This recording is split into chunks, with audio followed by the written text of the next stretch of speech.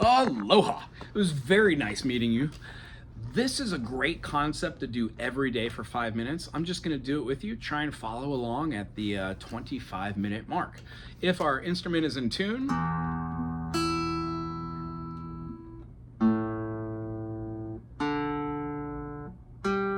we're going to put a first finger at the first fret.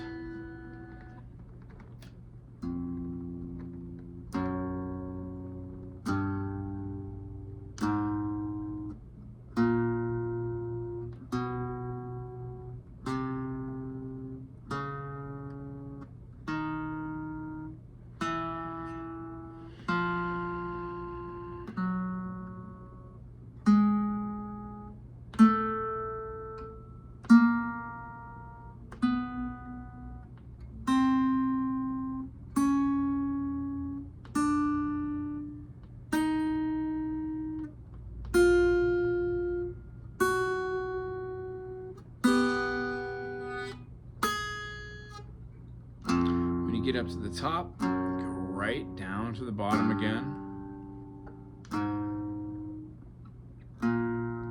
Let's say for about 2 days, try all downstrokes, different speeds.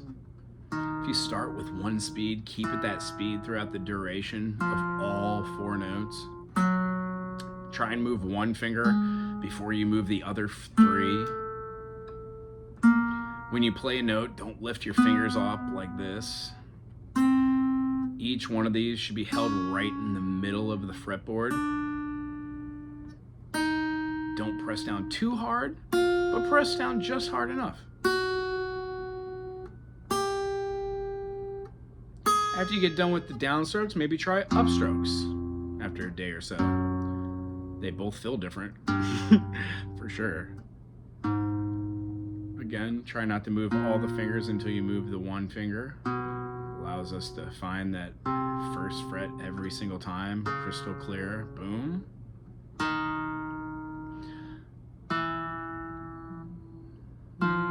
Some people like to associate names.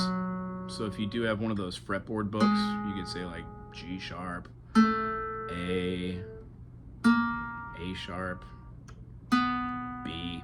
Stuff like that helps us get associated with the notes of the names on the fretboard, but it's not necessarily needed to just have fun, play a lot. And then once you get up to the top again, you could change the note duration or how fast you go. And then after like 4 or 5 days, maybe try doing alternating, where you have down, up. These would be exhibiting 16th notes.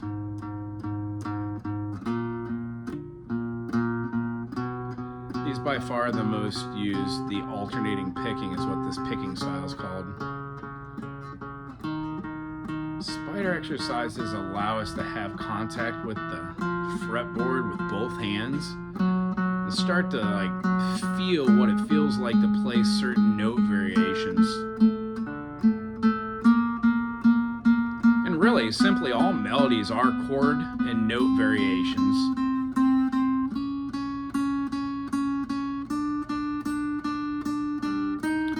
These, by the way, are called minor seconds or half steps. It's the smallest distance in the Western ear, going from fret to fret. Spider exercises allow us to go up and down, seeing 1, 2, 3, 4 as a quadrant.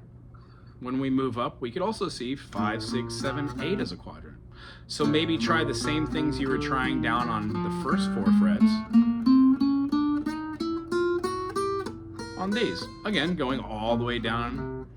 When we go from 5, 6, 7, 8, our next one would be 9, 10, 11, and 12.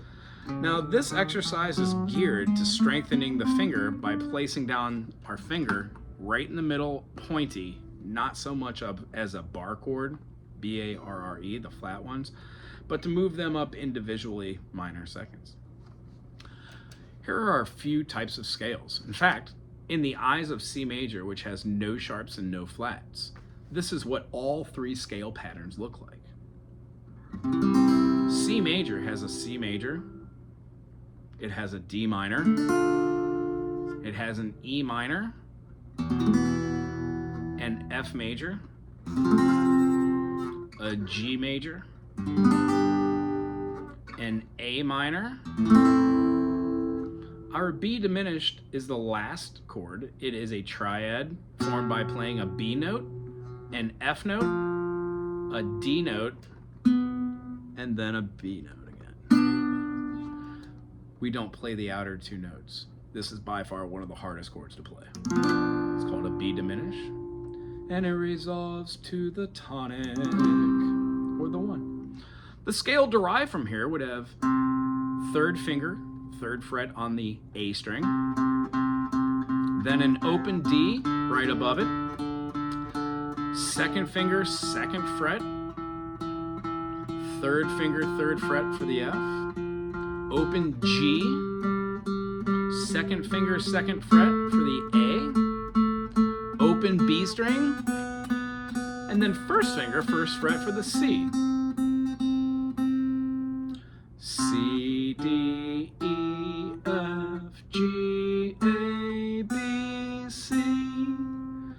C major can also have a scale which omits the 1st and the open frets by simply playing the same C major scale, C, D, E, F, G, A, B, and then C again, with not starting with the 3rd finger, the ring, but starting with the 2nd finger. We would play the 3rd fret, the 5th fret, same string, go up to the next string, 2nd fret, 3rd fret, 5th fret, up again, 2nd fret, 4th fret, and then 5th fret. We can see how the spider exercises are super important to be able to get these fingers to want to play individual frets, like 3rd fret, 5th fret, 2nd fret, 3rd fret, 5th fret, 2nd fret, 4th fret, 5th fret. Again, C, D, E, F, G, A, B, and then C. And this again correlates with C major, regardless of what interval or inversion we play it as. When we play the C major not with our 3rd finger, not with our 2nd finger, but now with our 1st finger, we omit the 2nd, 1st, and the open frets by playing 3rd fret, 5th fret, 7th fret. Up above on the D string, we would play 3, 5, 7 again. And then we would have 4 on the G string, and then a half step for the resolution.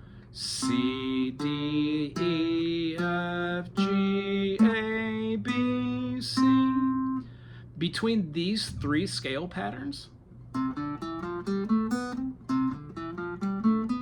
this is how every single pattern is known on the instrument. So when you move that last pattern, this one, starting with the 1st finger, let's say to here. This is an E note. It still gives us a major scale. The mode is called an Ionian mode. And most players, when we know how to play a major chord, like a C major or a C minor, can play the 1, 2, 3, 4, 5, 6, 7, 1. When we play a minor chord, we flatten certain intervals of those 7 notes. Happens to be the 3, the 6, and the 7. So instead of having 1, 2, 3, we would flatten the 3. Instead of having 4, 5, 6, we would flatten the 6. And rather than having a major 7, we would have a minor 7. The difference between a C major scale, C, D, E, F, G, A, B, C, is C, D, E flat, F, G, A flat, B flat, C. C major is C Ionian, C minor is C Aeolian. Those are the 2 modus names of both of those scales, but we just know them as major and minor. And since you said you know the pentatonic, what I wanted to do is show you how a C major and an A minor pentatonic are super, super close. This is something I would cover in maybe like the 4th or 5th session we would have. A minor has a variation of the 1, the flat 3, the floor, the 5, the 6, and then the 1. When we see that these modes meet each other, all the notes that are in our C major pentatonic are all the notes that are in our A minor pentatonic. So the takeaway from 7-note scales is that the root of the chord, in this case C major, has a relative minor. All the notes in A minor are all the notes in C major. C, D, E, F, G, A. The 6th scale interval in every key is the relative minor. Here's what the key of D major looks like. D major, E minor, F sharp minor, G major, come on in, A major, B minor, here's that C sharp diminished chord. As you can see, even though it's in a different key, it's the same shape. And then it resolves to our D. G major, A minor, B minor, C major, D major, E minor, F sharp diminished, and then G again. All of these chords can be found on the YouTube channel, or you could type in my silly name, Wago, and a chord, and it'll show you many different ways to play it in many different inversions. I really enjoyed meeting you. I do hope that you keep at these spider exercises. And then the last thing I want to leave you with is the teeter totter. Whatever chord we're playing, like in A major, we would play down on the 1, rest, and then wait for the 1 to come around. 1, 2, 3, 4. 1, 2, 3, 4. If we did it on half notes, it would be on the 1 and the 3. When we do it on every quarter note, it's every beat. And then 8th notes, and then 16th notes. That's as far as I usually go, but there are 32nd notes, but those are so super fast. And then one of the concepts is, when you play with the chord that has 3 notes like this, yeah, you would do a downstroke on your 1, you would do a rest, placing your fingers down, and because you're placing a finger on every beat, you have another beat to rest, and then come back on the 1. Here's what a spider exercise looks like in the key of E major. 1 and 2 and 3 and 4 and 2 and 3 and 4 and. If you could practice this every day for 5 minutes, I guarantee you in a week's time, you'll definitely notice the difference at how fast you can now make a G major or a D minor, because you already know how to play the A minor in a secondary finger, which allows us to move the shape up and down the fretboard intermittently. Very nice meeting you. Hope to hear from you. Aloha.